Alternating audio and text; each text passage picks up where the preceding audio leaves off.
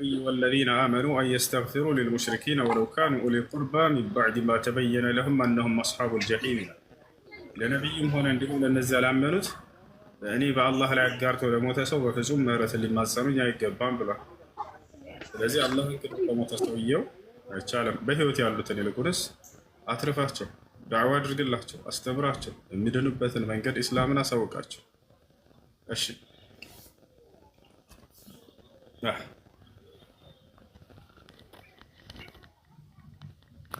ሰላም አለይኩም ወራህመቱላህ። ወአለይኩም ሰላም ወራህመቱላሂ ወበረካቱ። እሱ የኔ ጥያቄ ያለውባቸው ሰዎች ዛሬ ልደት ማለትም የልጃቸው ልደት ያወጣሉና እዚህ ልደት ላይ በጣም ብዙ ዝግጅቶች አሉ። የእሱን ምግብ ማብላት ወይንም ደግሞ ከነሱ ጋር መጫወት ምናምን ነገር እችላለሁ ወይንስ ደግሞ እንዴት ነው? እሺ ልደት በእስልምና አልተደነገገም። በቁርአንም በሐዲስም ላይ ልደትን ለሰዎች ማክበር አልተደነገገም። ያን አስመልክቶ ቢደነገግ ኖሮ ነቢያችን ሰለላሁ ዐለይሂ ወሰለም 7 ልጆችን ወልደዋል። ለአንዳቸው እንኳን ልደትን ሲያደርጉ አላየንም። ፈማ ለም የኩን የውመኢዚን ዲና ፈለን የኩነ ልየውመ ዲን።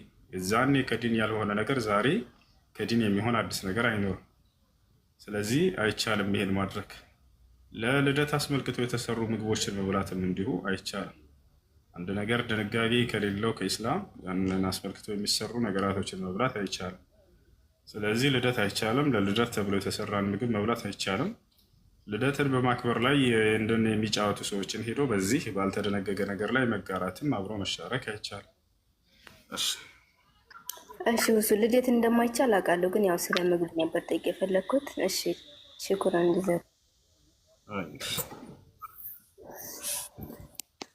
አሰላሙ አለይኩም ወረሕመቱላሂ ወበረካቱህ። ሁሴን ወአለይኩም ሰላም ወረሕመቱላሂ ወበረካቱህ። አንድ አትልቀኝማ የሆነ ላሳያቸው ኮፒ ሊንክ እንዴት እንደሚያደርጉ የፕሮፋይል ላይ ገብተው ማለት ነው እንትን እንደሚስተካከል። አሰላሙ አለይኩም እሱ ወአለይኩም ሰላም። እኔ ትልቁ ላይ ማድረግ አልችልም። ማድረግ ይቻላል። እሺ አትልቀኝ። እሺ ጥያቄ ነበረኝ እኔ። እሺ መጽሐፍ ቅዱስ ላይ ኢየሱስ ጻፋለ እንዴ? ምን አልከኝ? መጽሐፍ ቅዱስ ላይ ይታያችኋል? ኢየሱስ ከወንድ ጋር ተሳሳመ የሚል ምዕራፍ አለ። እዚህ ላይ ትገቡና እዚህ ላይ ፕሮፋይሉ ላይ ትገቡና አንዴ እዚህ ላይ ትገባላችሁ። ቢስሚላህ ረህማን ረሂም። ከዛ እንደዚህ ታደርጋላችሁ። ይህችን ትነካላችሁ ወይ ወደ ላይ ቦነው ለካ የሚያስገባ ቆይ አንዴ ሶሪ አንዴ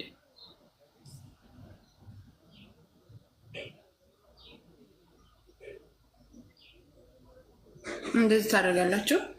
ከዚህ ይሄንን ተደጋግማችሁ መንካት ነው። በቃ እንደዚህ ይሄንን ደጋግማችሁ ነኩት።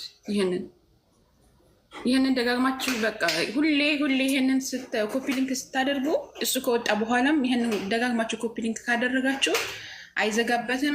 ወይም ደግሞ ይሄ የሚያግደው ወይም ደግሞ ገስት እንትን የሚለው በአጠቃላይ እንትን ይልለታል። ይህንን ጫን በሉትኝ። እምቢ ካላችሁ ላይ በላይ ሲሆን እንዳይሰራላችሁ ይችላል። ስለዚህ ይህንን ደጋግማችሁ ልክ ታብ እንደምታደርጉት ማለት ነው። ታብ እንደምታደርጉት ደጋግማችሁ እንደዚህ ነው ኮፒ ሊንክ የሚደረገው። ጠይብ ስለዚህ እንዳትረሱ። ይህንን ከዚህ ደግሞ ይሄ ነው ኮፒ ሊንክ የማታውቁ ከሆነ ይችን ቀስቷን ትነካላችሁ። ከዛ በኋላ ይህን ነው ኮፒ ሊንክ የምታደርጉት። ከታቡ በላይ ኮፒ ሊንክ አሪፍ ስለሆነ ኮፒ ሊንክ አድርጉ። ሁሌ ኮፒ ሊንክ አድርጉ ያለ መናገር የለበትም። ኮፒ ሊንክ አድርጉ፣ ታብ አድርጉ እና ስራ ስንባለሁ አሳንሱኝ ወደ ቦታ።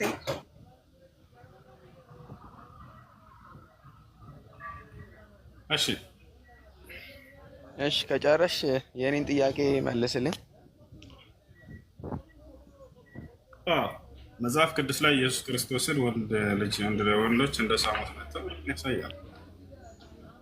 ልክ እንዲሁ ጳውሎስም የተቀደሰ መሳሳምን ተሳሳሙ ይላል። ምን ላይ ነው የሚለው? ምዕራፉና ቁጥሩን ብትነግረኝ።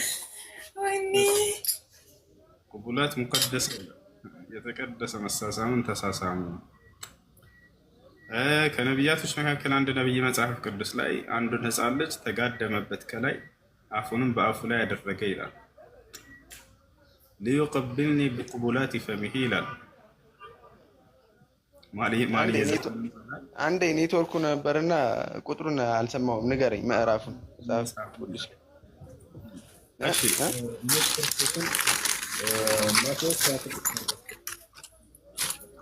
ማቴዎስ 26:49 ወዲያውም ወደ ኢየሱስ ቀረበና መምህር ሆይ ሰላም ለአንተ ይሁን ብሎ ሳመው። ማቴዎስ 26:49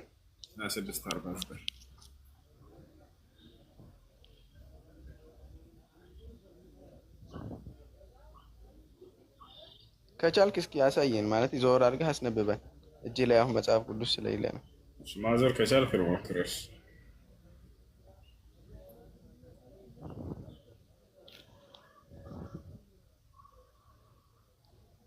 ቁጥሩንም በደንብ ደግመህ ንገረን።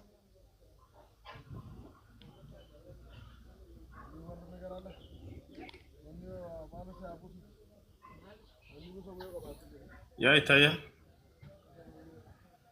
ወዲያውም ወደ ኢየሱስ ቀረበና መምህር ሆይ ሰላም ለአንተ ይሁን ብሎ ሳመው ይላል። አይተሃል?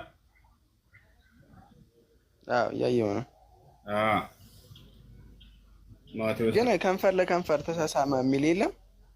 ከንፈር ለከንፈር ማን ነው? እንትን ላይ ያለ ብሉይ ኪዳን ላይ ያለ አንድ ነቢይ አንድ ልጅ አፉንም በአፉ ላይ ያደረገ እያለ ይናገራል። በእርሱ ላይ ተጋደመበት ከላይ ሰውነቱ ሞቀ ምናምን እያለ ይናገራል። ያ ነው። እሺ በአፉም መሳምን ሳመኝ ይላል።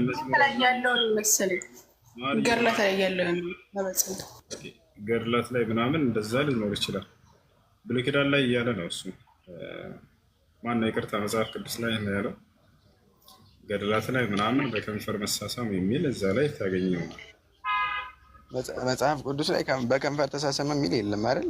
የአሁኑ ያሳየህ ብቻ ነው ያለው። ከንፈር ለከንፈር መሳሳብ ነው የሚል አለ ካለ አሳየህ። ከንፈር ለከንፈር የሚል አልተቀመጠም። ወንድ ለወንድ ግን ይሳሳማሉ። እስኪ እሱን አሳየህ። ያሁኑ እኮ ወንድ ነው ሰውየው። አላየህም? ምዕራፉን ስንት ነበር ያልከኝ? ማቴዎስ 26:49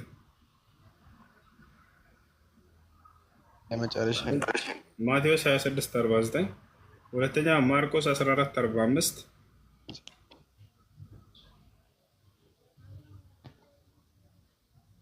ሌላው ማርይ ዘሰሎሞን ምዕራፍ 1 ቁጥር 2 በአፉ መሳም ይሳመኝ ይላል። ኔትወርኩ በአፉ መሳምን ይሳመኝ ፍቅርህ ከወይን ጠጅ ይልቅ መልካም ነውና አለ አላህ።